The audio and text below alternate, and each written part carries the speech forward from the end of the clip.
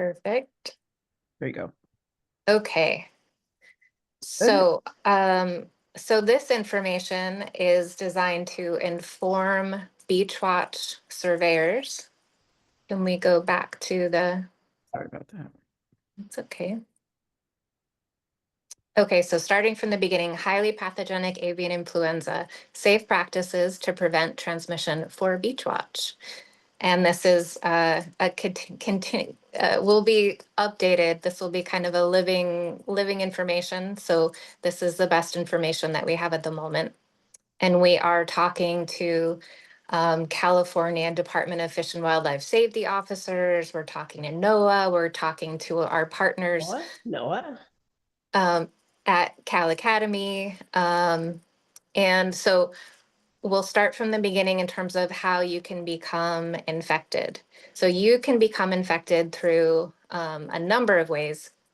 You can inhale particles containing the bird flu virus from the air.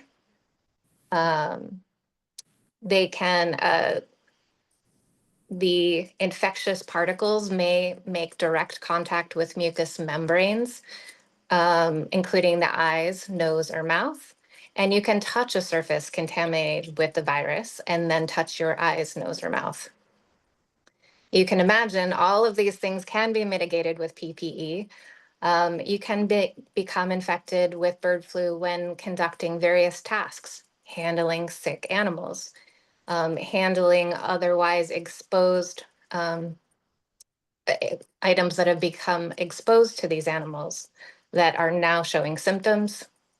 If you are in contact with animal waste, secretions, collecting dead animals for disposal or other purposes, and handling or otherwise exposed animal waste. So, so we want to take all kinds of precautions to minimize our contact with these things that could become infectious.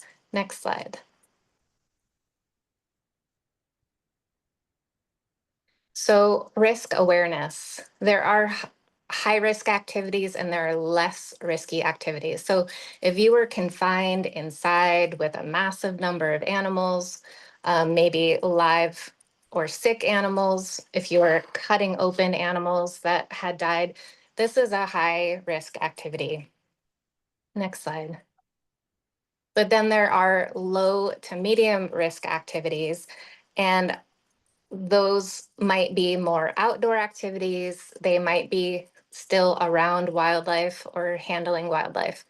We're lumping those two low and medium risk activities because, next slide, Drew, because we fit in this zone of activities.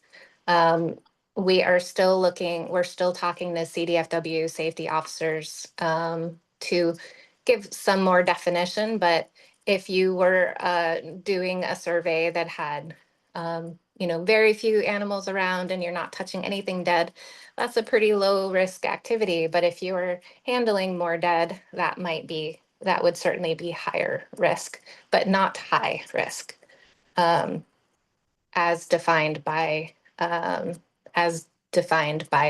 CDFW. So the risk to humans contracting the illness is still relatively low. However, it's a virus and that can be contracted by humans or other animals like our pets.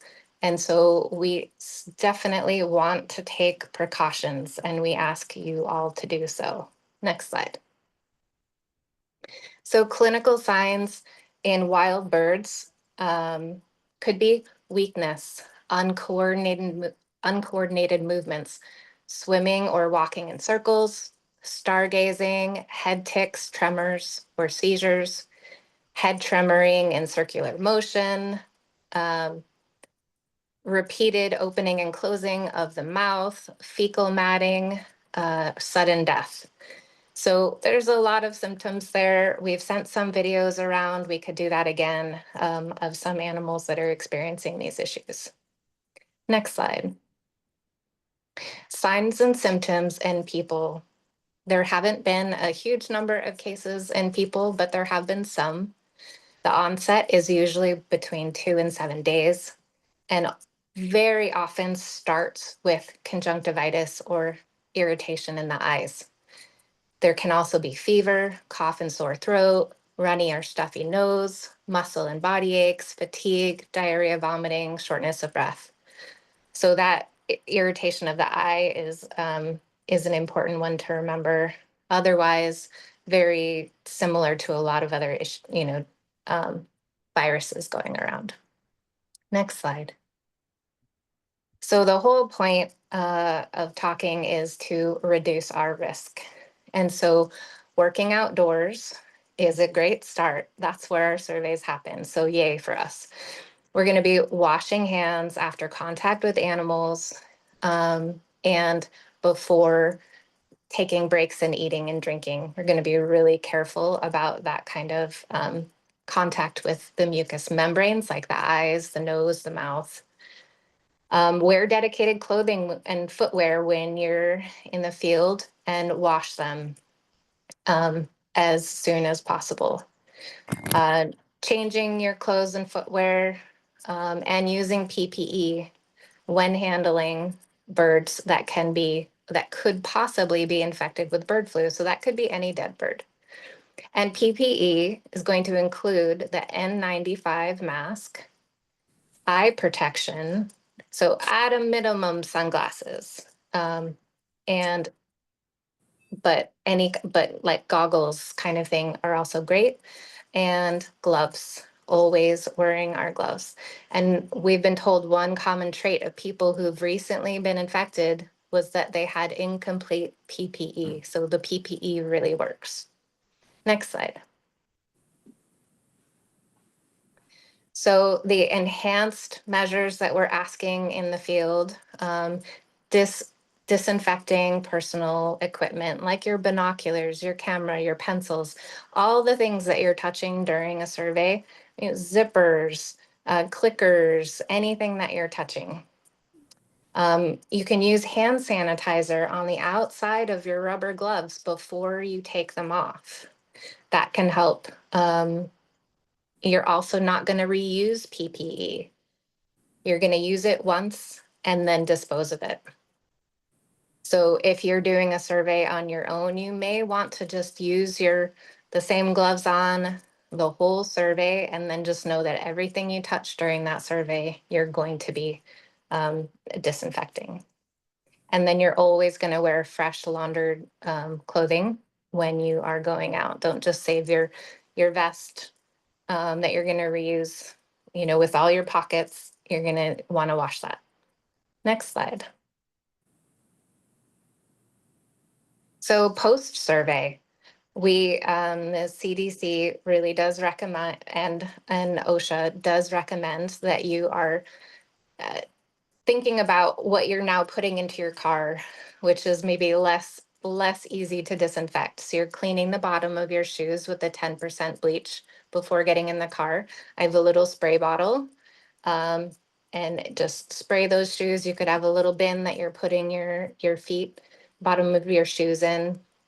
Have a change of outerwear before you're getting in your car. And you're wiping off your survey equipment, you're bagging them up, and make sure that you have fresh clothing on before you enter your home and interact with your pets. Next slide. After all of this PPE and proper use employed in the field to make sure that you are taking good care of yourself, we do ask because of the safety of our entire crew, that if you become ill within 2 to 7 days of your survey, you're going to be, talking to your own doctor, but you're also going to be contacting Beach Watch staff because as as a research project, we need to make the proper reporting and that kind of thing, and also work with NOAA and GFA regarding compensation for testing and that kind of thing. So if you reach out to us, then Jan and I can talk to our organizations to employ the measures inside. So don't hesitate to reach out. Don't be Don't be embarrassed that maybe that maybe you have something. Please communicate with us, and we will take great care to make all the right communications. And next slide. And lastly, we have PPE available to you. We are really asking you not to reuse your PPE. We have N95 masks, we have eye protection, and we have gloves, and we are happy to provide them to you.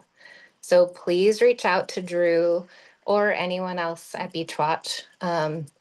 We could arrange pickup or delivery or mailing or something along those lines. So please feel free to reach out. And We have goggles. Excuse me, Kirsten. We have yeah, goggles, right? yes, the eye protection. Yep. Yes, we do. So those are available to you. And again, we've been told we've attended conferences and gotten a lot of information. The risk is fairly low, but it is really important that your safety come first. And we really do ask you to take good care and using that PPE. Do we have any questions? And if we can't answer your questions, we will get answers. There's nothing in the chat so far, but maybe people can unmute themselves if they have a question for Kirsten. We got one question from Colette just now in the chat. What kind of eye protection do you have? Goggles. Or should you have, and are sunglasses enough for eye protection? Yeah, we will get more information on that, but anything that is, fits fairly close to your eyes and prevents airflow going in, some of my sunglasses fit quite tightly, like kind of keep the wind out. That's going to be helpful. Anything's going to be helpful. You can also use goggle types. And so this is when you're handling all of this PPE is when you're handling dead wildlife, not when you're doing your live survey.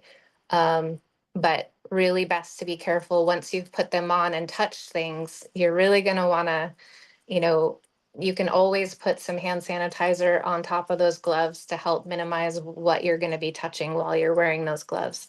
But just important to use those measures. Any other questions? Kirsten, what you just said is relevant to what Holly Reed was asking. Could you just confirm that we wear PPE for the just when we document the dead and not for the whole survey?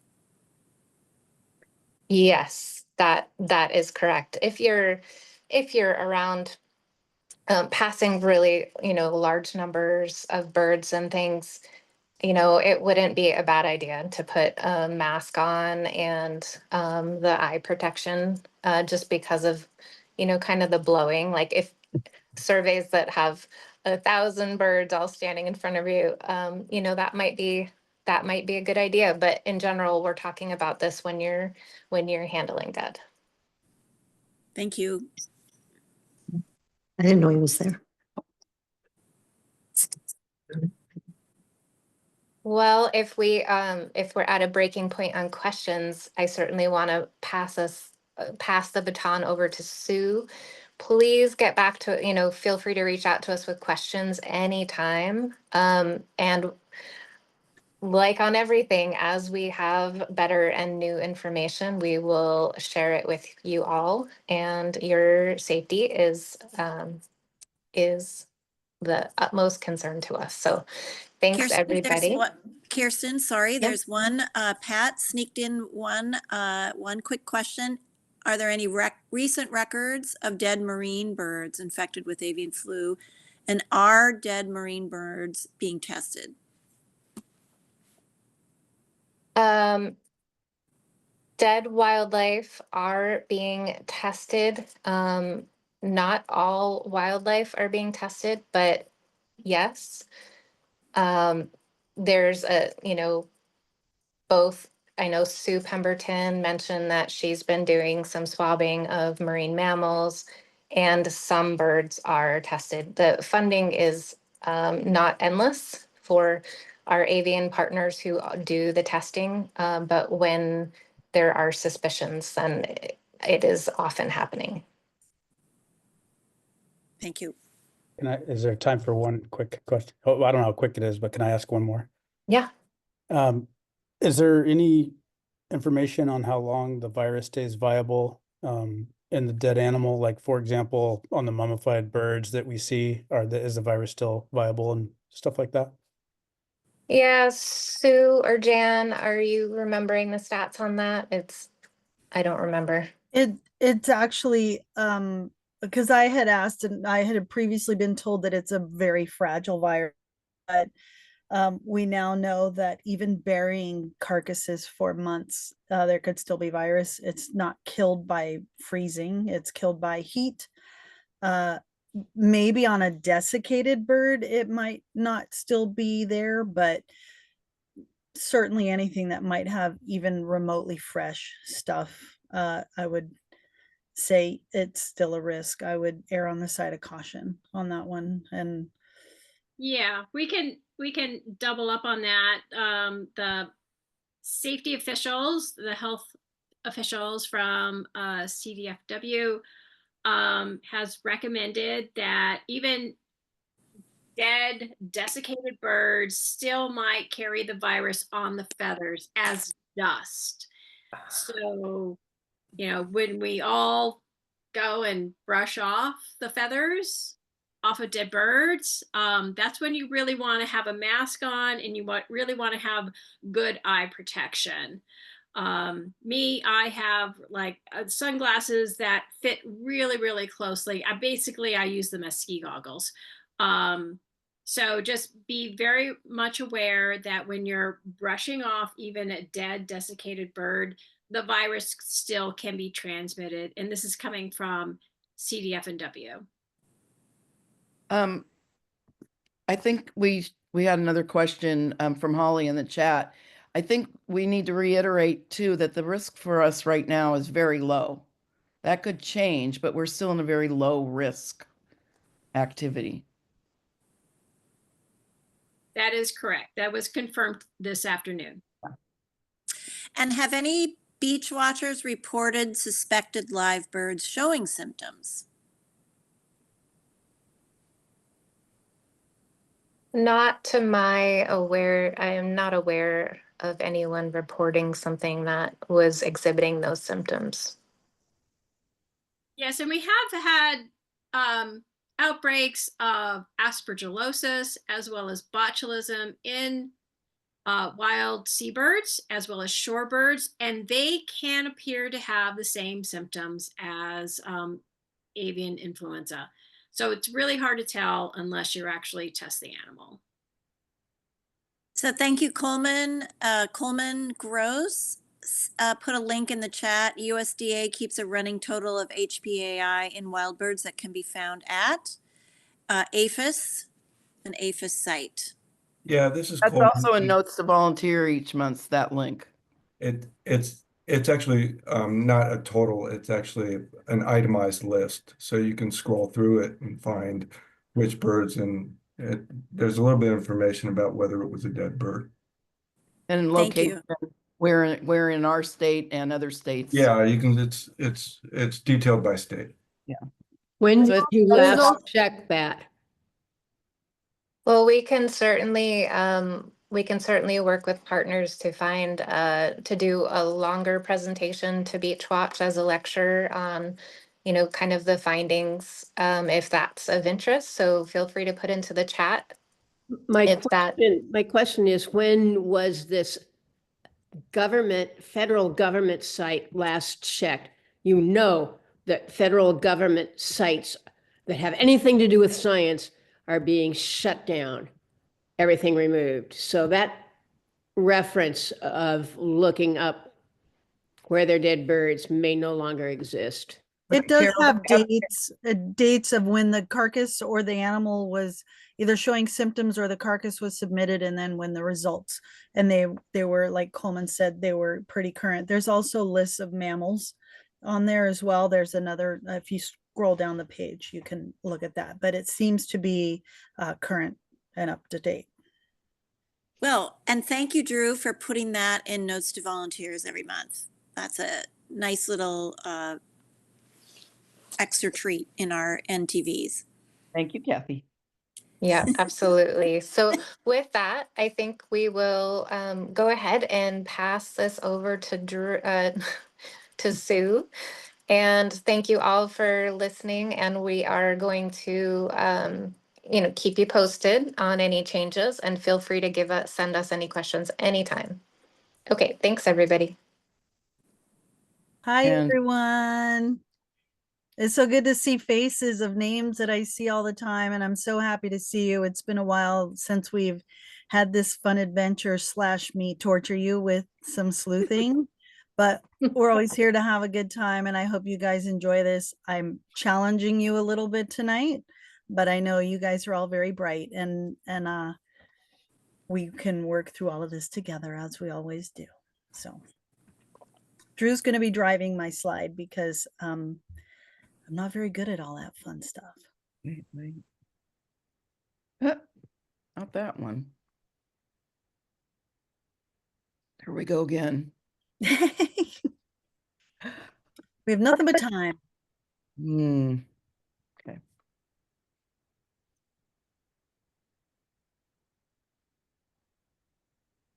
Oh, that's weird. I see it on my screen and then it pops back to, hang on a second. Yeah, go to the lower right and hit your little screen at the bottom. It's the The slideshow. little monitor screen there. Where? Here? On the It's in bottom. your PowerPoint. Oh, because I'm not, hang on. Yeah. Um, You can do it. You can do it either before you share your screen or after. okay, so I am, It's easier if you do it after okay. you share. Now go to the lower Let me right. close this one. Okay. Sorry, guys. Do you have 2 monitors or just one? This one.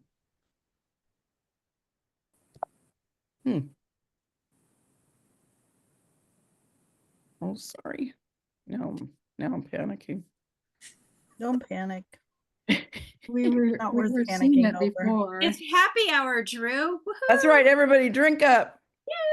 It's just water. Yeah, that's so weird. Close. Well, if we have to, just do it in the mode that you were doing it in. Doesn't matter to me. No, it's weird. Yeah. Go ahead and share your screen again. Yeah, just bear with me 1 second. Close. Okay.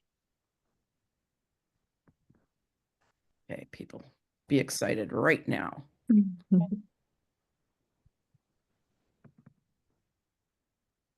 There you go. Hi. Yay. We're in. Okay, we're all human. All right, Hey. hit it, Sue. All right. So as per usual, this whole process is about a process. We're not trying to get you to memorize everything, because there's always a lot to remember. And there's some of you folks that hardly ever have marine mammals on your beach. So it's better to show you this process and the deductive process, and use the cheat sheets and all of the resources that we give you. That's the best way, I think, to keep this stuff fresh in your memory. So remember, when we're standing above an animal, our first action is going to be ruling things in and out. Remember, we have 6 species of pinniped to consider, and probably 30 cetaceans, but really we see mostly pinnipeds, seals, and sea lions. And we're going to rule those in and out by certain features. We're going to look at the overall size to get a gauge for male or female, age class, flipper size, and shape. Remember, long versus short, nails with nails, fur features, these long coarse fur versus stuff that moves around, their teeth, the different features of the teeth, the vibrissa texture and color, the time of year, which is less helpful, but it is something that we could use as part of our thing. And other bones, we know that scapula look different, baculum look different, things like that. So we always want to use everything at our disposal to try and come up with an answer for reporting. Next, we're going to go straight into it. And because I wanted to have a lot of time to really talk about stuff. So I took a lot of photos for my naturalist. So there's going to be some weird scales in them, like this water bottle, which I would never drink out of again after it's been next to a dead animal. But do we have any thoughts about this one? And what I forgot to say, when you guys answer in the chat, I want you to tell me why you think it is. If you think this is it's a blank because of this, this, and this, rather than just say it's just a blank. And there are no wrong answers. We're all here to learn. I'm not going to mock anybody. But do we have any thoughts about this critter here? I wish the picture was a little bit bigger. You want people to unmute or just type in the chat? It's probably easier because we have people monitoring. It's black. Yeah, it is dark. So what are some of the things? Let's jump off with that. What are some of the things we can get rid of that don't really turn up that dark with that shape? Like even you could see the vibrissa, right? What color are the vibrissa? Or white vibrissa are I just gave you the answer. Holly, that's great. No shape looks like a fur seal. What else can we look for if we want to rule this in or out as a fur seal? Troy, tell me about the pointy nose, because both fur seals have pointy noses, but they have very different shaped heads.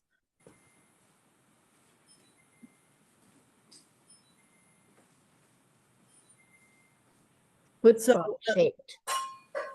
So if we're looking at the profile, right, looks a little bit like a football, right? It's got that smoother plane coming over the top of the head. Guadalupe's have a little bit of an upturned slope and more of a snout with a little upturned nose at the end. So if we're suspecting this is a fur seal of some sort, what could we look at? Tell me, what does fur on the front flippers look like from Georgia?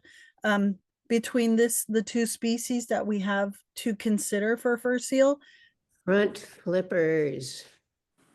The flippers look different, right? What is the main feature of a northern fur seal's front flippers on the top side of the front flippers?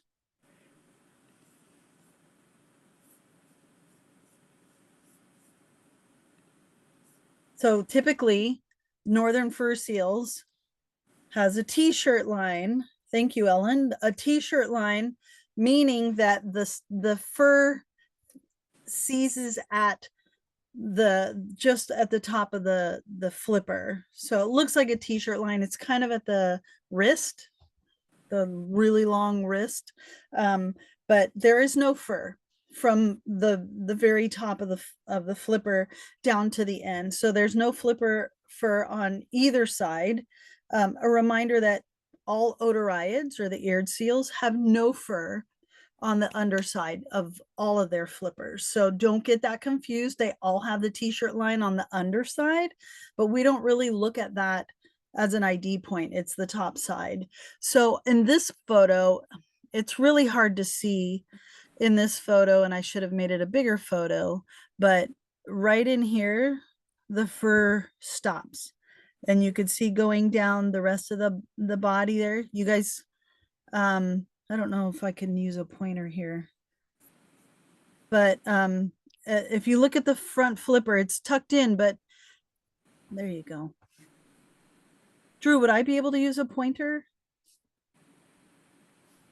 No, I can see the cursor. Just tell me and all. So yeah, like at the top of the front flipper, you can see where the fur stops and then it gets smooth. Yeah, right where your cursor is. So this one doesn't have the fur Sorry. flipper. Back up.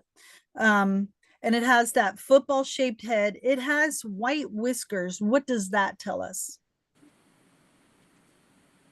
In a fur seal.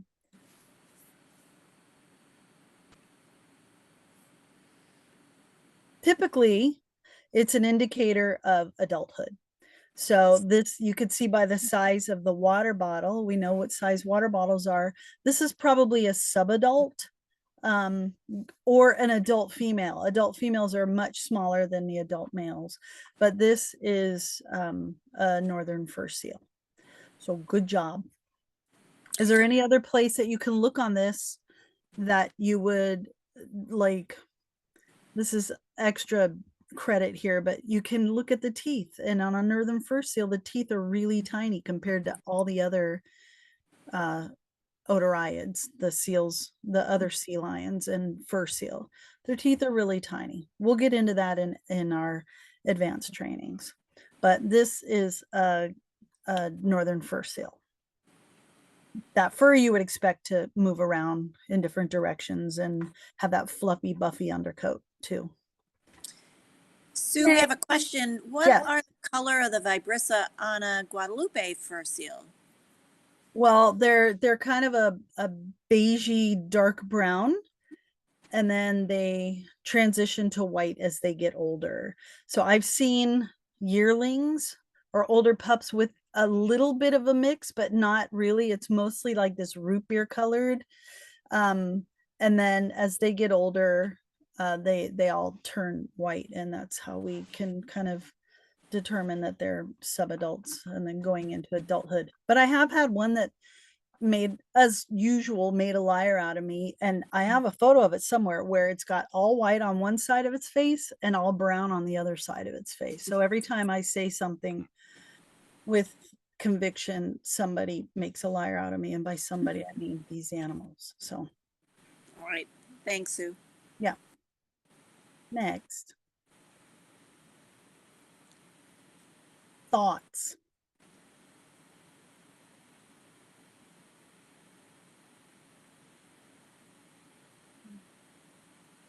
Anybody?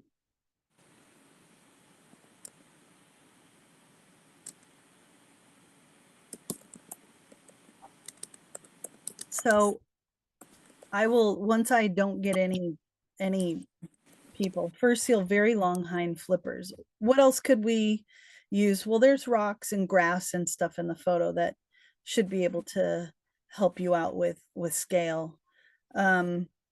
Rebecca Aiken, tell me, what is a Guadalupe fur seal head shape?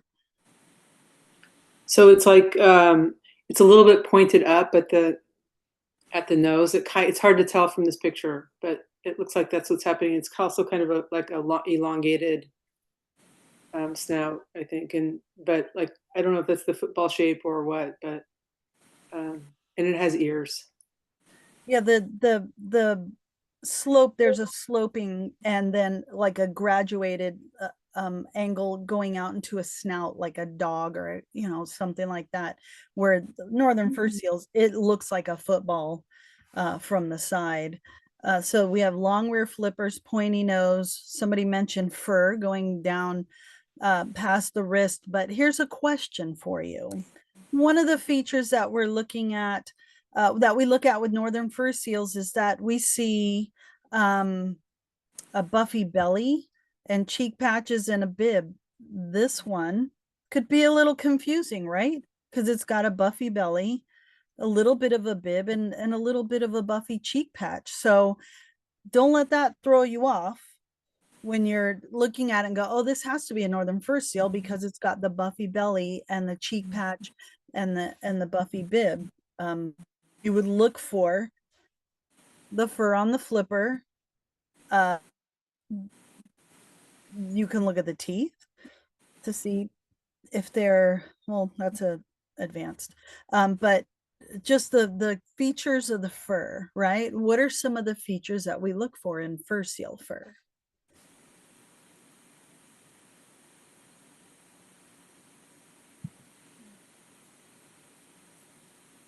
Okay, so some of the direction of the fur, it's soft, right? It can move in other directions. For me, when I'm looking at a hunk of fur seal fur, I'm looking through the fur to see if I can see the skin. It's very difficult to see the skin when you're looking through fur seal fur because they have that dual coat. They have those longer guard hairs with that really fluffy, buffy undercoat. They have the same fur features as sea otters. And when you see these guys in the wild, healthy, they are grooming themselves just like sea otters do because they have to maintain this fur. It's their way of thermoregulating. So that really pretty fur that can lay in any direction. It's something that looks very different than the sea lions that we're really used to seeing. So this is a a Guadalupe fur seal, a little pup. And this is the age class that we're very used to seeing. I'd say 99.5% of the Guadalupes we see here are under a year old. And we're coming up on that time of year. We've had some live ones already this year down south, but it's only a matter of time. We might start seeing some of the Guadalupe pups, and we still are collecting those. So yeah, this is a Guadalupe. Next. Yeah, here's a hard one. So this is what I mean by torture. So I wanted to, I don't know if you guys can enlarge these on your computer so that you can look at it a little bit closer, but this looks like a mess, right? There you go. It looks like a mess, but there's plenty here to help us identify this animal to species. Let me ask folks, what are some of the first things that we see here that we can use to help us identify this animal to species? The hind flippers, what would we be looking for? What are some of the features of seals versus eared seals, like the otariids, the eared seals? This, I don't think, Ellen, this one has a head. So that would be really difficult. If there is a head there, that might be helpful. But I do see a little bit of a front flipper right in there. So that's something that we can look at, right? Because only certain of the 6 have nails on the front, and 2 of them have nails on the front. 4 of them do not. The rear flippers would be helpful. You would spread those out in the back. But anybody have any venture any guesses based on, say, the appearance of those flippers and then the front there? I don't know if you could see nails on the front. I swear I didn't pick this one to be obnoxiously hard, but it did have nails on it. That's why I picked it. So that front flipper has nails on it. So what can we eliminate immediately if the front flipper has nails on it? We can eliminate a whole chunk of animals. All the sea lions and the fur seals, right? Could be a elephant seal or a harbor seal. Again, this one doesn't have any scale, but where would the answer be to, there's not a lot of skin here or fur here to help us. So where would the answer be to really make that determination? It would be in the rear flippers, right? What's the difference between the 2 species on how the rear flippers look between harbor seals and elephant seals? I think Kay has a good comment. Yes. Northern elephant seals, no nails on the rear flippers. Right. So harbor seals have nails on their rear flippers at the very end, and elephant seals do not. They also have a very different shape. The elephant seals, does anybody remember the shape of elephant seal rear flippers?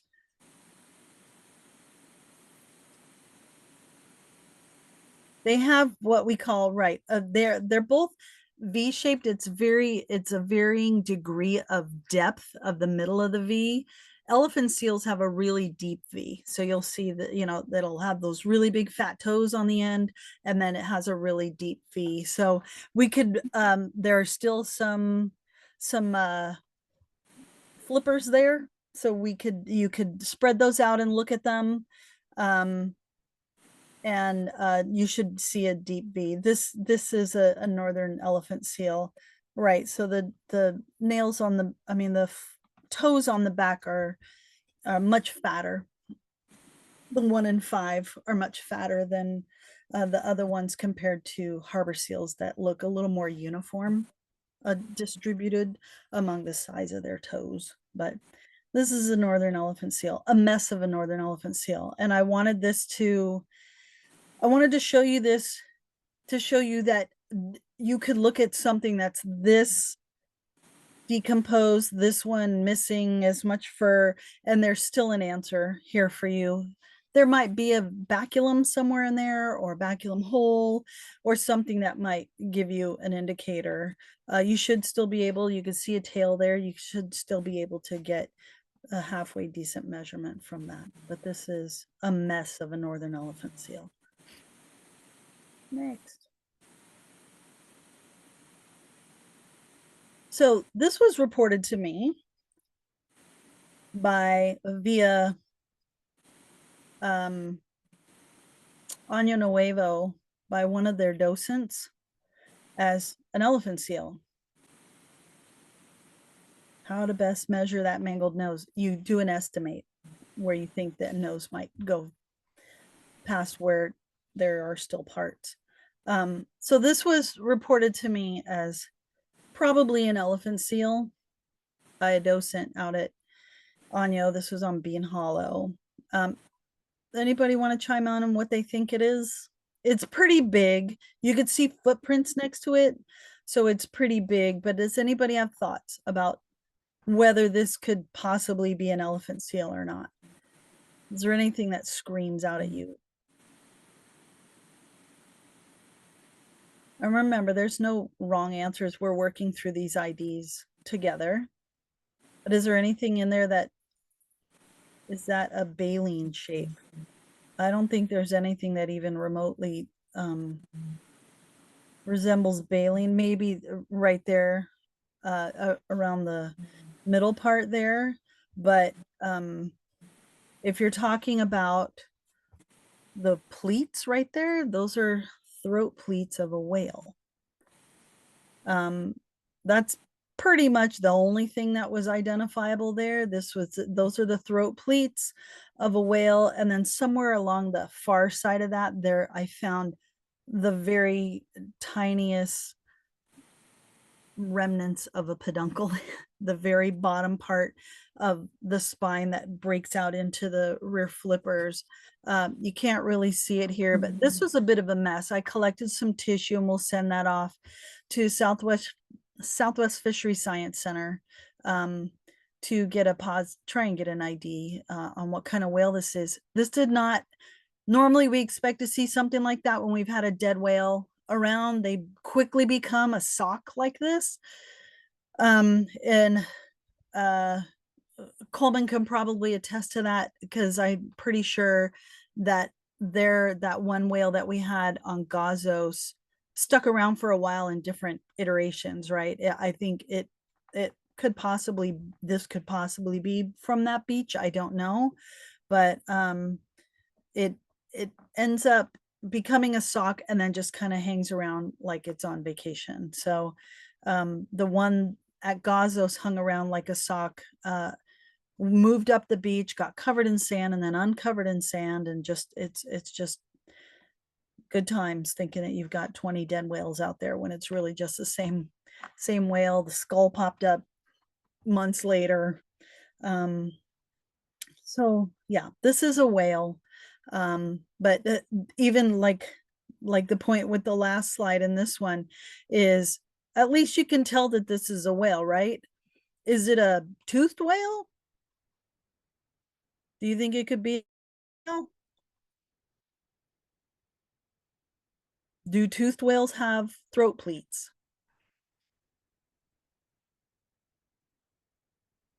Correct. So it is a baleen whale. We don't know what kind. If there was a nice big long flipper in there with tubercles and scalloped edges, we might be able to ID that to species, right? Because humpbacks have a very distinctive flipper, but this was basically just an unknown whale. We don't want you to make any guesses because, as I've always said, there is no guessing in science. So we want you to really just report what your evidence supports. If this was a complete whale, you can maybe get it to a different classification based on the throat pleat counts. Like you could rule out a gray whale because gray whales have, just 3 throat pleats. But once you get way into the bigger like fin blue humpback, that it's hard to tell that. If we took tissue samples, can you tell if you're refining the same individual more than once? It's possible. I don't know that they go down to that level of individual. Maybe if we ask them to do that with 2 separate samples, but mostly it's just the species and the gender. So, and I don't even know, this is pretty degraded. I'm not sure that the tissue I collected is going to be helpful, but we'll find out, I guess. But this is a baleen whale of unknown. So this would be reported as an unknown baleen whale. I'm not even sure I'd measure it because there isn't really, I mean, I would note that if you do take a measurement, I would note that this was just a amorphous blob, and that was the like, don't say the standard length was 500 centimeters. That's not really going to be an accurate description of this. Just you can say that, but just say it was not, there were no bones left in it. It's just a sock, a skin of a whale. So it wouldn't really be representative of how big the whale was in life. Excuse me, but in the Beachwatch data, Mhm. so they, in order to advance to the next page, they would have to put a number in. So what I would suggest is, estimate and then write in comments, this is just an estimate. This was a big blob, or, it was just a bunch of skin, just so you can advance to the next data point. Right, because you don't want that data to be taken as an actual whale, like unknown whale, 500 something centimeters or whatever. You want it to be qualified and say that it wasn't actually, the actual whale wasn't 500 something centimeters, just a sock that was left behind. What's that? Make sure So- you know that it's an estimate and not accurate. Yeah. Yeah, so Drew, since there's no measurable part, would you put it in comments only, or would you actually put it as a dead vertebrate? It's a dead vertebrate if it doesn't have a tie on it from Beachwatch. So you would be documenting that you found this as the first time it's been found, and so it would be your specimen. But when you write the data, it'll say standard length, and in order to move forward, you'd have to put a number. So you just put a number in and then say this is just an estimate. Got it. Thank you. Where would you put a tie on something like this, or would we even want to put a tie on? Well, you would want to put a tie on, considering it hasn't been documented, and you would just, with your gloved hands, take, like dental floss and put it under a piece of, the flesh there that you can see and just tie it on there. Okay, thank you. These things tend to hang out a bit, so it would be one right there. It's a tie right there. It would be useful for your alternate team to know about that. So, and make sure you guys communicate with your alternate teams too when you say, oh, I've got this sock of a whale. This apparently moved further north within a couple of days of me being there. So it was sailing away on Would vacation. you have put twine on this if you found it? No, No? Okay. I don't know how I don't know. But how If many? someone found this, they'd be calling it into Beach Watch as well as the Cal Academy, to the Mhm. Stranding Network. Right. And you could say, oh, I think that's the same whale, but Yeah. I don't think they stay around very often. I mean, both of us use cotton ties and sometimes scavengers will pull them off. So, And when the paperwork comes in, we would see, or we would have noted from Sue's comments that this was the same whale. It was reported at another beach last month or whenever, and then we would downgrade it on our end. So you don't have to worry about double counting it, or it was counted or not counted, if it doesn't have a tie on, counted as if it's new. I'll just chime in. I think what Sue mentioned about really being good about communicating across your teams to say, hey, other team, I had this on the beach. This is where it was.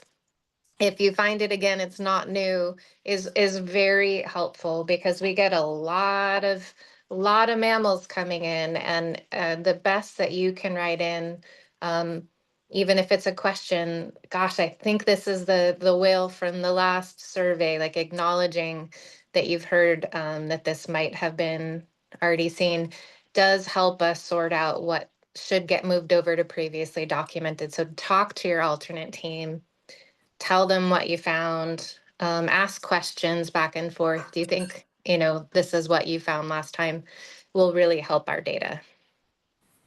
and I usually get pictures of everybody. I get pictures of everybody's stuff. So you can always reach out to me and say, hey, I don't know if this is the same animal. Do you want to, like, I'll go and look through and compare GPS data, different features and things like that. So say if this thing washed up further north and had a big gigantic humpback flipper in it, I don't see a humpback flipper in here, and I don't know anywhere where there could be one hidden. So if I had a different one with a humpback flipper sticking out of it, it's likely a new whale.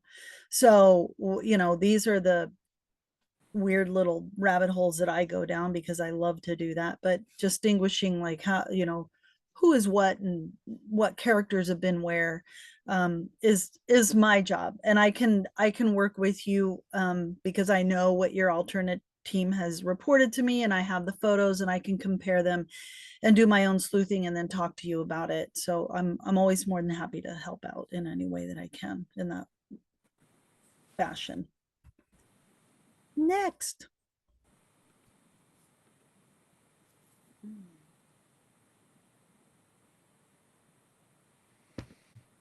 So you can assume this is really small, because the overhead photo that somebody took, this little animal fits in it. So, and you can see the little rocks. So I will let you guys look at that and you tell me what you think it is.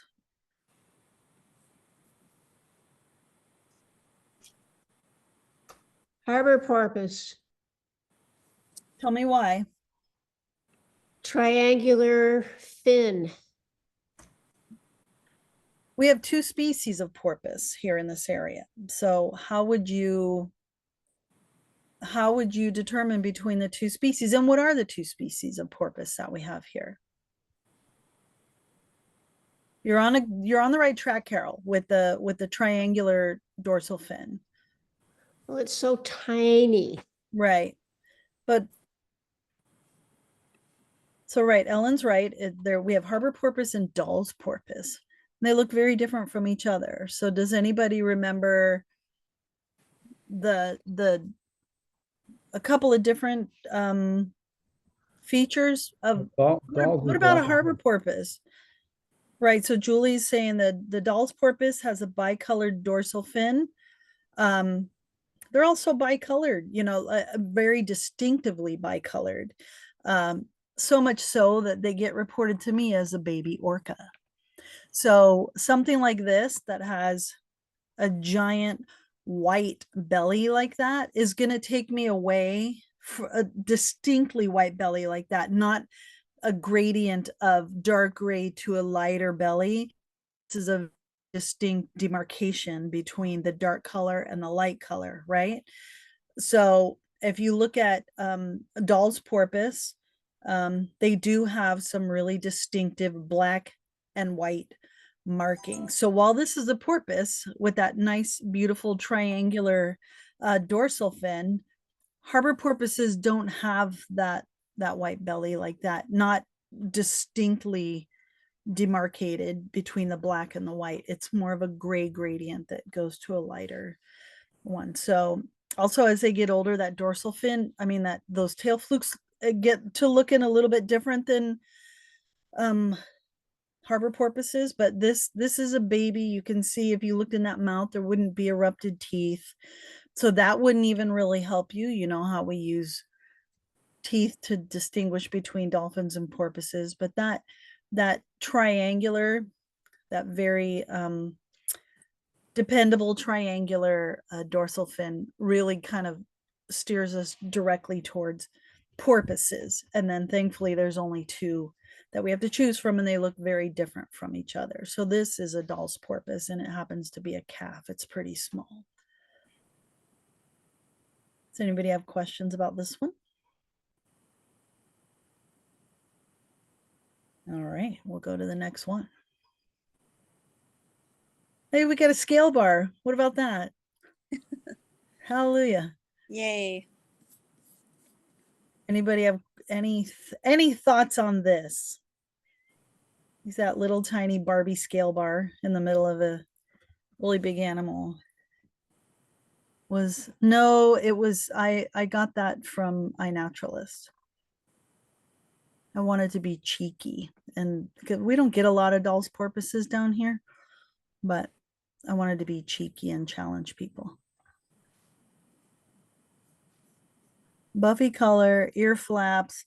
So with that buffy color, and we see external ear flaps, what are we automatically ruling out? Because elephant seals can get this big. So what are we ruling out as far as, like, how do we know this isn't an elephant seal, right? A female elephant seal. It's got external ear flaps. I see a lot of people saying stellar sea lion. What are some of the features we look for in a stellar sea lion to rule out between a stellar sea lion and a California sea lion, say? You got those front flippers that have their own zip code. The face shape. Talk about the face shape. Who said face shape? Tell me why. What is different about a stellar sea lion versus a California sea lion then? Are we landing on sea lions and we're gonna try and figure it out between the two, or are we ruling out fur seals? Does this look like a Guadalupe? It wouldn't be a northern because there's fur on that flipper. Does this look like a Guadalupe fur seal? No. So we're gonna move that along. Now we're in between the two species of sea lion. Adult female California sea lions can be this color. They are this color. So how would we determine? You got the big nose and the thick neck, right? So one of the things that we see with stellars is that their nose takes up, as Kirsten says, it takes up a little more real estate on their face. Like it comes and wraps around kind of to the top. Their face is a little more compact. It's much more bear-like versus dog-like of a California sea lion. So they have that little pushed in face. They have a thicker neck. The males do. This one was too big to turn over. It ended up getting turned over by the waves. And the baculum was seen on the next survey. So I was able to back around to the people who reported it. I'm pretty sure the people that reported it initially and said that a baculum had been found. Yes, you could look at the teeth. What is the feature that we're looking for in the teeth? Because that's pretty much a slam dunk for this species. Does anybody remember the diastema? So Ellen, where is that diastema in the mouth? It's on the top or the bottom? Right. So Kate, where in the top is it? Is it in the front teeth, the middle, in the back? the back top, and it's between the fourth and fifth tooth in the back. So it's on both sides. You count back from the canine, the really big teeth in the front. 1, 2, 3, 4, big gap, and then 5. Sometimes it's way, way back there. Now, on an animal this big, it's really hard to get their mouth open. So what I do, I'm not asking you to do this. This is what I get paid the mediocre bucks for, is I'll use my finger and stick it into the cheek and see if I can feel that gap. But that's my job. I'm not gonna make you guys do fun stuff like that. But if you feel compelled to do so, be my guest. But you know, sometimes you can get their mouth open far enough that you can take a photo, but it's hard with an animal this large to get a good photo of the teeth. And it's really difficult to roll them over. I can probably roll a guy, surprisingly. I have little tricks for rolling guys this big over. But we don't expect you to do that. So you see those gigantor flippers, right? That's a great indicator that this might be a stellar sea lion. Does anybody else see anything in this photo that would be noteworthy? See on that rear flipper? What does that look like? Anybody? So that's a beach watch tie. So that's a beach watch tie. Do you think that's going to stay on this animal? It's not. And in fact, it was not there when the next group found it. It may not have been picked up on a alternate survey. It may have been picked up by the member of the public, and when they sent it to me, it had rolled over. And this is out in Point Reyes, and this section of beach between I want to say North Beach and Abbott's, it washes in and washes out. Everything washes in and washes out. It's a big deposition area, but I did get photos of this a few days after it had been rolled in the surf, and it was on its back, and there was a baculum that had been extruded. We collected the skull on this one. So, and I did pretty sure I let the people who reported it to me know that we collected the skull, so that if they did find it again, that the head would be missing. But this is a big, it actually ended up being a subadult male. It's pretty humongous, but it's a subadult male stellar sea lion. Any questions about this guy? Where would we tie the tie? Asks Drew. That's to the general public, right? Not, I mean, to you guys, not. Yeah, I tend to put it around, you know, the biggest flipper that looks like it's going to stay on. Yeah, right there. Right. You want to put it on tight.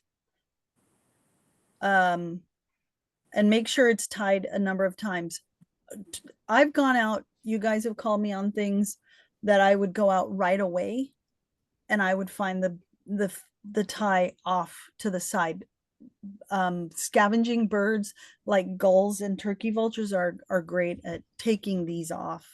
Tie it on. When I'm usually leaving stuff on there, I'll tie it into a knot. I use longer string. I tie it into a knot, then wrap it around one more time and tie it again into a knot. So they're going to have to work really, really hard to get it off. It could be on the front flipper, the back flipper. The only thing I ask is that you don't tie it around the head, like around the neck. We get enough people, especially on Nextdoor, coming up with these great stories about how this animal is entangled and somebody's doing something to them and all this wild stuff.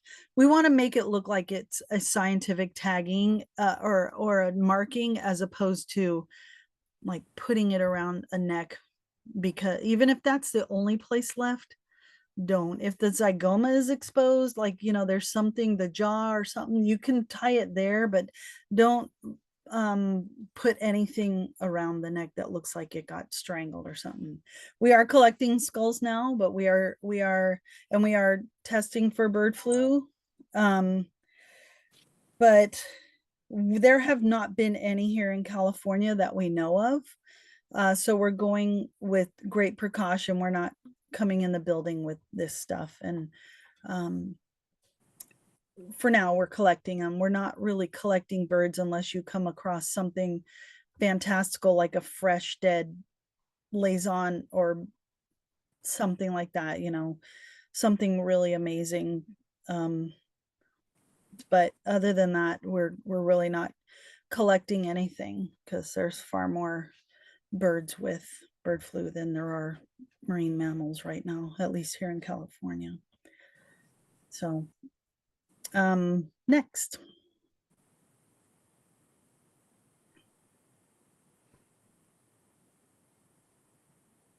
Look at this little thing.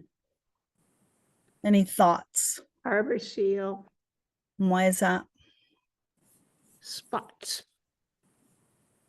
And the flippers, but the little short stubby fore flippers and pretty short hind flippers, but harbor seals are about the only thing we have on this coast that's spotted.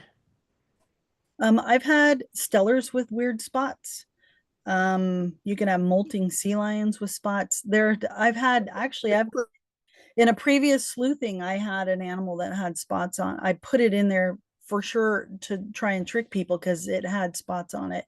The base fur color was not right, but it did have spots on it. But how would you determine, like, what if that was oil? You know, you would want to check and make sure that those spots, because there aren't a lot of spots. It doesn't look like normal harbor seal spots, right? I wouldn't lick it. I don't like the taste of tar, or else I probably would. No, I'm kidding. But you know, you would probably want to look and make sure that those aren't hunks of dirt or tar or something like that. But what are some of the features, like how, if we're looking at this, and this short little front flippers, what's another feature of those front flippers? Nails on the right. So what else? There's the hind flippers are pretty small too. Right, but they're right. So Holly, the white vibrissa, so that can help you with these short flippers. We're looking at a seal of some sort. Those vibrissa are going to be telltale if we're trying to determine between the two species of seal. And why would that be? What color are the vibrissa of an elephant seal?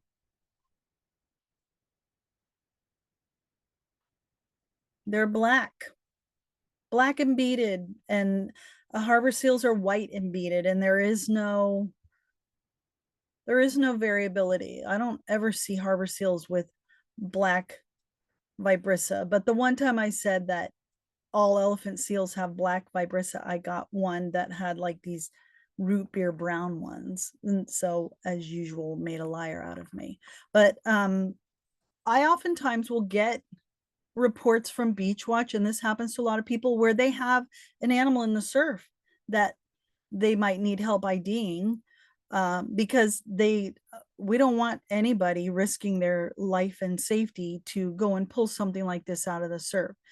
So you want to take a picture from far away like this, and we can work with it later. There's enough here to identify it to species, right? Not to the sex, because this one has a shark bite. You can see down at the bottom of near the rear flippers. But we get a fair handful of these that are in the surf from people that are on survey. So it's really important to be able to take photos that will capture certain features so that you can that we can identify it for you. I've seen harbor seals that are heavily spotted, and I've seen harbor seals that have hardly any spot. Sarah, that's that is what is the question is, are the red-headed harbor seals that we see a lot in San Francisco Bay, that is a feature from an external exposure, and that as far as I understand it, is an oxidation of something in their fur. There are published papers on that, but I don't really know where those are. I can probably fish one up for you if you guys are interested in reading about it. The Bay harbor seals. It's not the only place that there are red harbor seals. Even gray seals can have redheads, but I think it's due to exposures to certain minerals in San Francisco Bay, and then they oxidize, which is why it's usually, because normally when you see harbor seals, they're floating, you know, and looking at you from about the shoulders up, and that's what seems to be exposed to more sunlight. So this. Sue, did you see the question from Julie about, and that could be more of a beach watch question. If we can't document it because it's in the surf, yet we send pictures to Sue, do we simply mention it in the comments? This came up recently. Oh, maybe Kirsten is responding. No, to go this. ahead, Kelly. Yeah, we Okay. did talk about this. Yeah. Yeah, and if the marine mammal can't be accessed to document and to mark, then yes, put it in the comments, but not on the dead form. And hopefully you'll come across it again and you'll be able to document it. Do you want to add anything, Kirsten, or? Yeah, I would say just that's right, but take as much information as you possibly can into comments. And then if we do need that information, if Sue needs that information, because it's the only time that animal is ever seen, that will be important, even though the little bits that you can glean from that distance. Yeah, Andy, I want to hear about it. We do actually submit those to NOAA. The by photo only. Sarah Bogard sends me a lot of stuff from Haven's Neck that aren't examined at all, but I'm able to identify them through the photos. So we've had whales that were down at the bottom of cliffs and things like that, and I submit them and try to ID them as much as possible. And we even have a category on our data sheet that on the NOAA website for photo only ID. So I want to hear about them. The only ones I think that don't call in are the people who do cliff bluff top surveys up in Western Sonoma. Right, Kier? It's some of those folks doing bluff tops that can't be identified, and they don't call them in to me.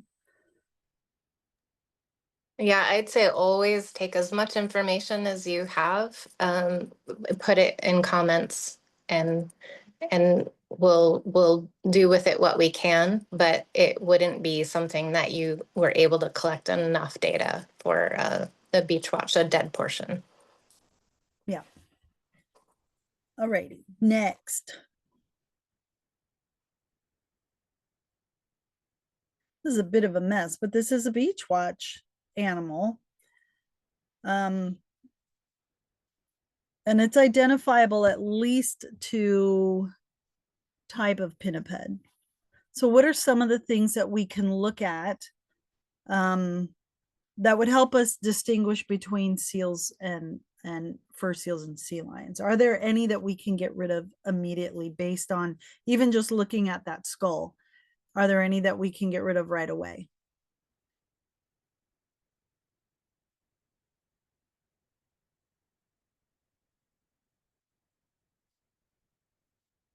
So we can get rid of elephant seal.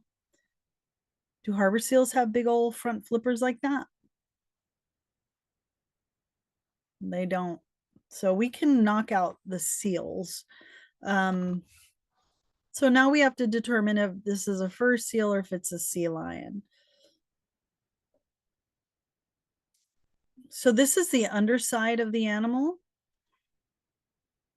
So the head is turned the wrong way, but this is the underside of the animal.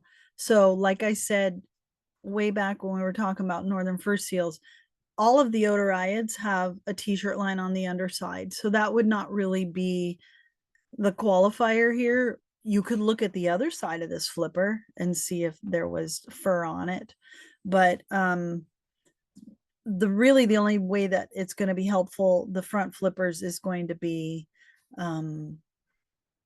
If you look at just by the shape and the size and the features of it. So you would take a picture of the other side of that. I picked this one because I was very impressed with the nice line. The only thing the lines from the tail and the front, the only thing I would change about that is I would extend that front line out a little bit more because it is missing part of the skull. So if you're doing an estimated, you're going to want to extend that out a little bit. And also when we draw these lines in the sand, I would like you to be as close to the animal as you feel comfortable, because the further away you get from the animal, the more inaccurate the measurement is. So if you're looking at Julie, I think Julie Bitnoff had mentioned something about post-orbital processes. So this has post-orbital processes, which is something that seals don't have. So that's one more check in it's not a seal. Right. So Case says check to look for the triangular versus the rectangular or square post-orbital processes. That would determine between the two species of sea lion, but the fur seals also have triangular. So how would there's still some fur left on here. How would we determine if this is a fur seal? Let's try and knock the fur seals out right now. So if we were looking at the little fur patch on there, what would we look for?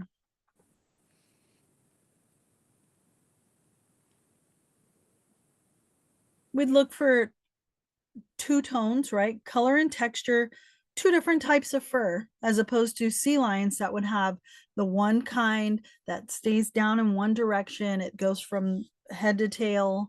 Fur seals, it could move in different directions. And it has the two different types. It's got that really fluffy, buffy undercoat and then the longer guard hair. So for the sake of this one, we're going to say this is the longer, flatter, goes in one direction. So we now know that this is a sea lion of some sort. The places we're going to look for that is going to be on this head. You can see that those post-orbital processes right there. Do they try up a little bit more further? There you go. Do they look triangular or rectangular to you?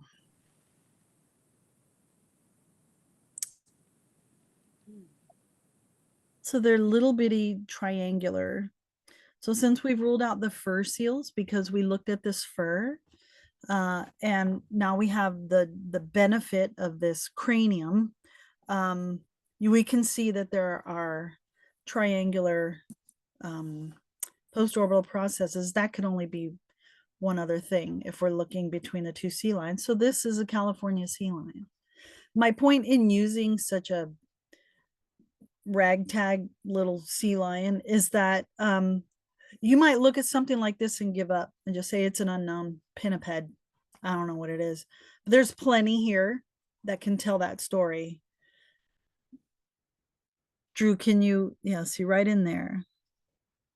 So those little projections, Ellen, sticking out like right there.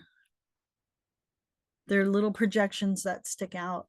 But my point with something like this is that this still has plenty of information that can help you at least get it to a sea lion or a fur seal. There's still a little bit of fur, there's still flippers, there's still a cranium with post-orbital processes. So even with no teeth and things like that, we're able to tell that this is a California sea lion. Then you combine it with the estimated standard length and we can get a general age class, at least for my purposes, and I usually like to share that back with whoever's sending me the photos. But this is a California sea lion. Any questions about this one? Sometimes you can even see, even though this abdomen's heavily scavenged, sometimes there's a baculum floating around in there. I have a question, Sue. Sure. The hind flippers, granted it's a photograph on my computer, but they caught my eye as looking like Nisi. because they are so V'd and those outer digits are so much longer than the inner. Is that just an artifact of the photograph?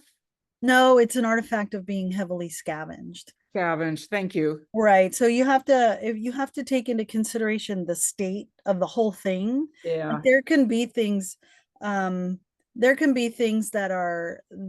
look like something, but if you have like a super torn up body and Yeah. and the flippers are really torn up like this one is, it's likely that, it's been scavenged. So those features are not going to be that helpful. Those front flippers are pretty unscavenged, so those are really going to be Yeah. helpful, but it's likely an artifact of, well, it is an artifact of it being so heavily scavenged. And then I saw a question about cartilage in their nose. They do have cartilage in their nose, but the part of the nose that has a cartilage is no longer on this carcass. They have nasal turbinate. They have the same like cartilage that we have. It just looks a little bit different. No, the reason I asked was when you said to estimate the far end of the head, Yeah. knowing how much cartilage would be there in the live animal or the freshly dead animal would give a sense of how much further the head would go in front of the skull end. Right. So actually there's Coleman, some bones that are missing. The frontal bones or the rostrum are missing. And next time that we're like, when we do some advanced training and you'll have access to more skulls, or if you ever have a question about that, I'm happy to take photos of skulls in our collection and show you what's missing. So then you can start to build an idea of how much is actually missing. And as you get further along in your experience, you'll start to recognize exactly how much is missing, because you will by then have seen 1,000 of these things. Yeah, thanks. What that brings up one other question. I remember in one of the courses of the slide decks, there was a link to a website that had pictures of skulls, and that you could actually look in a 3-dimensional representation. But Yeah. do you have that link still? It should be, is it in the I went back through it and I couldn't find it. So if you had it, if you could send it out, that'd be really I helpful. think it's from Sketchfab. I think the website is called Sketchfab. And you can look at them and manipulate them with your cursor. Could Yeah. you put it in the chat? Let's see. Or Yeah, we can look, and if it takes longer, we'll email it Right. out. Drew okay. did it. Drew Drew just did did it. it. Thank you, Drew. It's just sketchfab.com, and then you just search by Okay. different species. There's all different kinds of species on there. It's really cool. All right, we can move on to the next one if nobody has questions I about got those. one actually. You do? Yeah, on that California sea lion, does the shape of the skull help you distinguish between male and female? It can. So if this animal was, there are features of the cranium that can help me. So the shape, the females are a little more petite and slender, but what's more helpful to me is that, say this is 160 centimeter carcass estimated, right? If I'm looking at that cranium, this is kind of some advanced stuff that you guys will learn later. Or maybe you've already learned it, but there are sutures on these craniums, the crania. There are sutures which are cracks in the bone that haven't healed yet because they're not old enough for them to have healed. On an adult female, if this was 160 centimeters, that would be in the area of an adult female. That cranium would have no open sutures.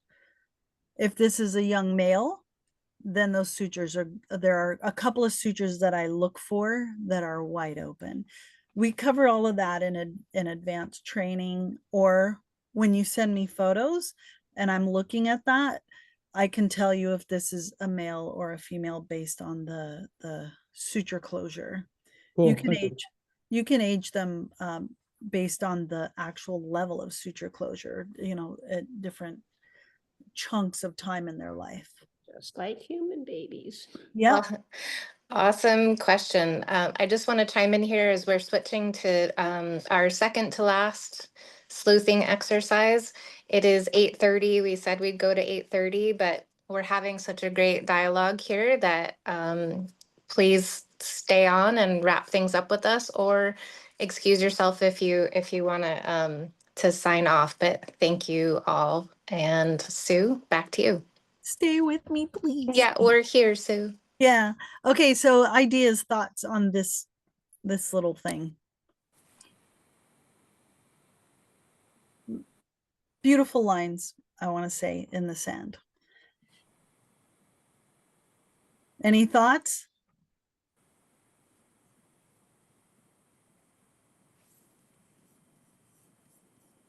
Rebecca, you're onto something here. How do we get river otters, right?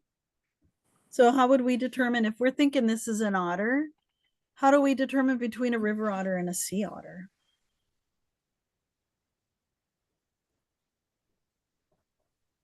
Fur is distinctly different. The fur is distinctly different by what? What are some of the features, like a river otter versus a sea otter? Sea otter has sort of thick doubled fur. And it's usually darker, right? They're Yeah. they're pretty dark, where river otters are a little more rusty colored, rusty or brown. The tail, right, a sea otter. River otters, I think, have a longer tail. Yes. But yeah, so but there's something very distinctive about the front appendages. What can anybody tell me about that? And the rear, actually, all four of the feet or paws or flippers are very different. So what would you look at? Say if you're looking at an animal and you're like, is this a river otter or a sea otter? And this is pretty intact relatively. So what would you look at? Yeah. I know a lot of you don't get a lot of sea otters. There are a couple of locations that have more sea otters. It's mostly towards the south end of San Mateo County. So our friends who do anything from Pescadero down usually get sea otters on their beach. So I'll walk you through this and not torture you very much. But usually little sea otters have little paws. They're little paws with super tiny fingers and these big rough pads that they use for holding things, right? Because that's what they use to open their food. Also, they have, like Sarah Bogard said, they have rear flippers. They do not have rear feet.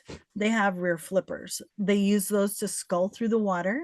I don't know if you've ever seen one of these guys walking on land, but it's not very graceful. It gets the job done, but they have these little flippers instead of feet. If this was a river otter, there would be 4 full-on paws, like cat paws, dog paws, and they have claws on them. Now, sea otters have claws on the front, but their fingers are very, very tiny.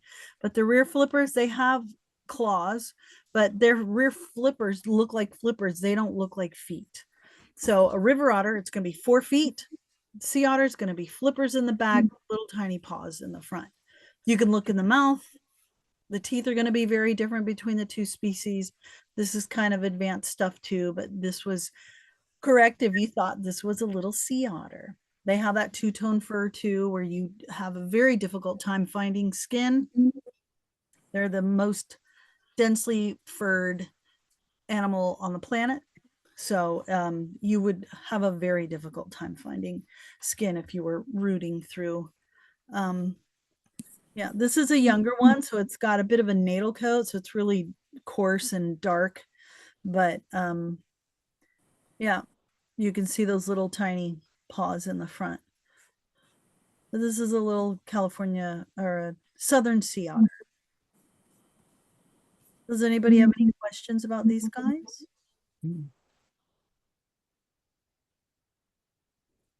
All right, and then to the last one. So this is my never give up slide. I was called out to this animal and I had to respond because I had to rule out a certain species because there was a UME going on. So I found this mess. But being the sleuther that I am, I'm not going away without some sort of information. So I'm looking at this tangled mummified mess. I'm like, there's a lot here. Believe it or not, there's a lot here that'll tell me what's going on, what this is. So the first thing I saw, number one, was the front flipper and that there was fur below the elbow, right? Okay. It's pretty small. I don't know if you can get how small this is, but it's a really long front flipper. Number 4, you can see really long rear flippers. It's got an odorized scapula, right? Number 3. Number 2, over here, it's got two-toned, furry, buffy, luxurious fur. I could see when I'm looking at it, playing through that fur, I can see that there's a buffy undercoat and there's longer guard hairs. There's a front flipper with fur past the wrist line. There's an odorized scapula, really long rear flippers. You see those in number 4. And then number 5, you follow that little arrow and there's a baculum still attached to something here on the bottom part of the pelvis. There's a little baculum there. This is a Guadalupe fur seal pup. Yeah. And that's just my plea to not give up. Take pictures. Don't call this like, I don't know what it is. I don't care what it is.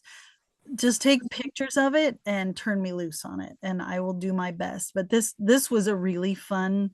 I did find the skull further down the beach, but this just goes to show you that if you're curious enough, there's enough here. This would be something that somebody would say, I don't know what this is, but I'm curious enough. And I had to respond to this because we were in the middle of a Guadalupe fur seal UME, and I had to examine as many as I can get my hands on.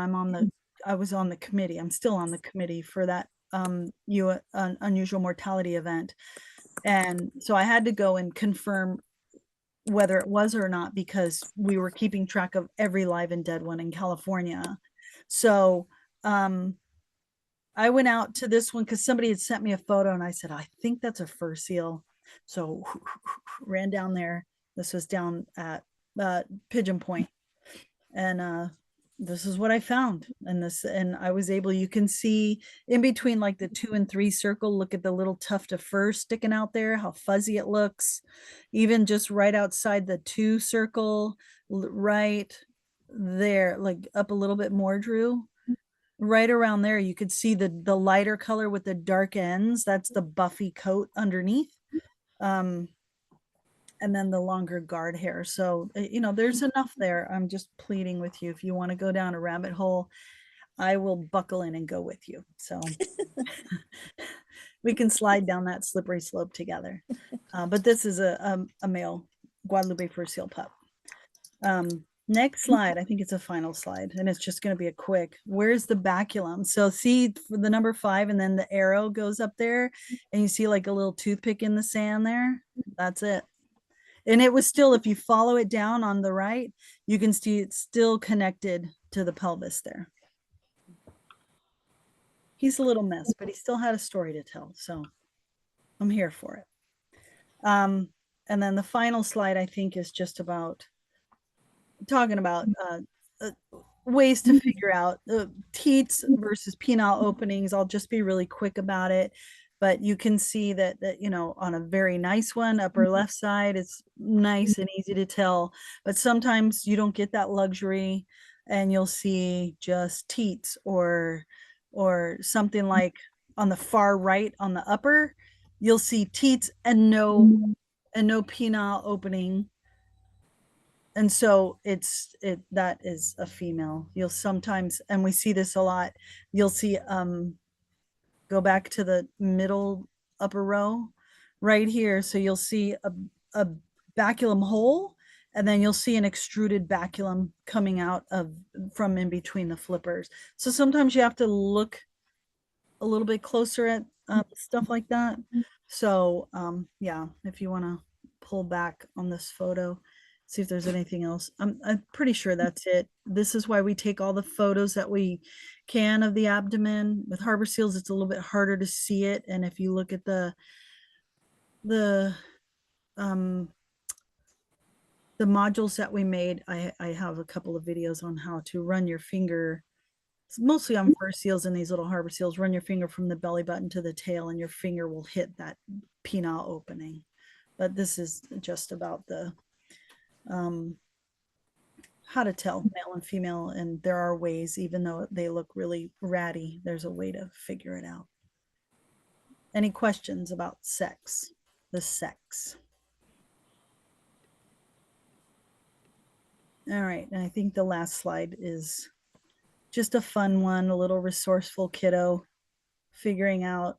He's probably a giant male sea lion somewhere because he's been resourceful. We had a female elephant seal who couldn't care less about who's hanging off of her, and this little sea lion was seen. This is not the first time people have reported this, but this little tiny sea lion was seen walking across these big females and found one that just was, the baby's milk drunk and the mom's tired, and this little sea lion snuck some milk. It's going to get really fat really quick if it can manage to pull that off a few times. But there's this little story of hope, little resourcefulness. It's probably a big harem holder somewhere. But I think that's my final slide. So if you guys have anything, any questions?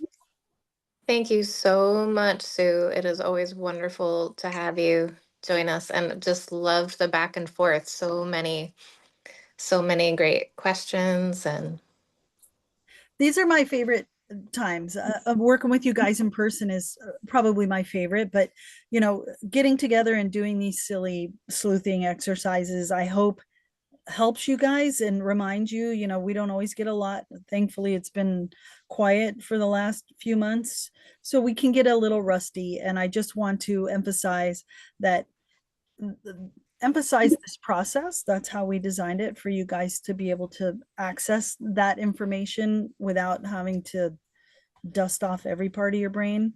And then also just to remember that I'm a resource if you want to discuss this stuff before you submit your beach watch stuff. I'm certainly, if you want to send me photos and say, hey, I don't know what this is, or can you help me with this, or can you point out this part? I'm these, you know, post-orbital processes look ambiguous to me. Can you help me? So I'm always happy to help.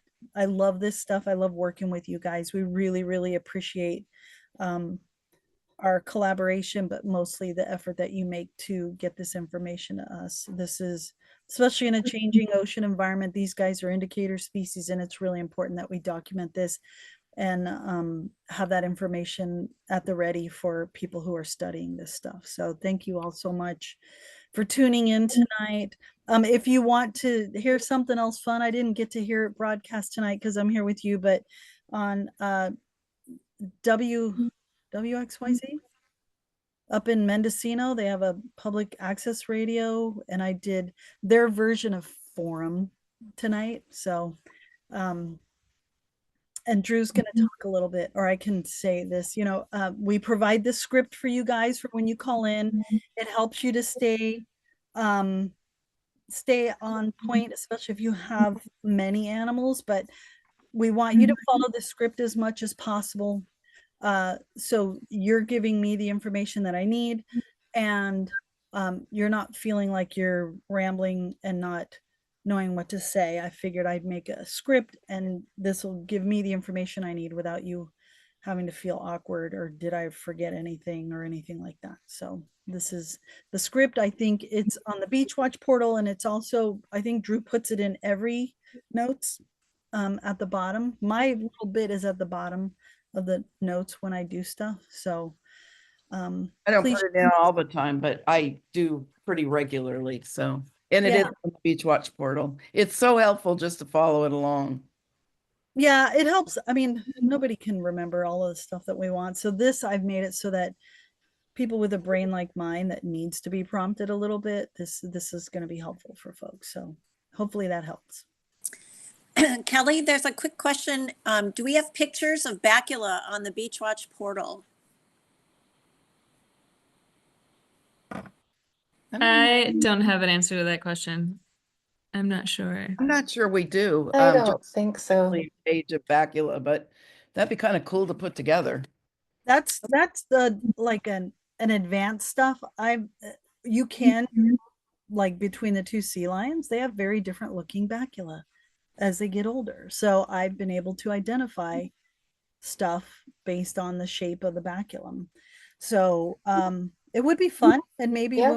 when we're talking about the next advanced training, we can do a little extra stuff like that with that, or teeth or something like that. But Yeah, thanks for that idea.